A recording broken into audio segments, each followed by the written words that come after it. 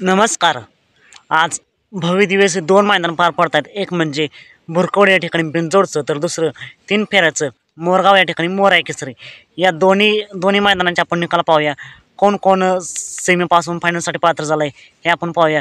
तर मित्रांनो, पहिल्यांदा आपण पाहूया मोरगाव या मैदानातील कोण कोण सेमीसाठी पात्र झालं आहे.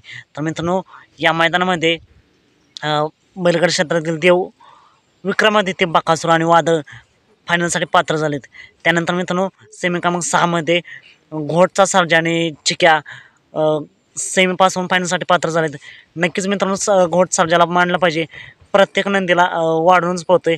चिक्या देखील चांगलाच पळाला आहे. आणि याच सेमीमध्ये मित्रांनो, वेगा शेवट पंचमध्ये हिंद केसरी सर्जाचे हार झालेले. नक्कीच मित्रांनो, खेळ म्हणले हार जीत होतच असते. त्यानंतर छत्रपती संभाजीनगरचा चिमण्याची देखील हार झाली. आणि त्या सेमीमध्ये मुंबईकरांचा दगडू फायनलसाठी पात्र झाला आहे. नक्कीच मित्रांनो, भुरकवडी मैदानाचा निकाल पाहूया.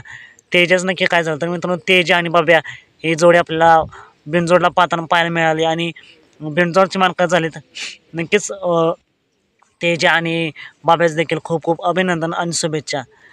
मथुरचं काय झालं. तर मित्रांनो, मथुर आपल्याला सेमीमध्ये पाहताना नाही दिसला. गटाला गाडी बाद देण्यात आली. जी पट्टी फोडी असते त्या पट्टीची फोडी पाय होता, त्यामुळेच. नक्कीच मथुर देखील कमबॅक करेल. चालतं भेटू पण नाही आता अपडेट्स भन्नाट अशा नवीन व्हिडिओमध्ये.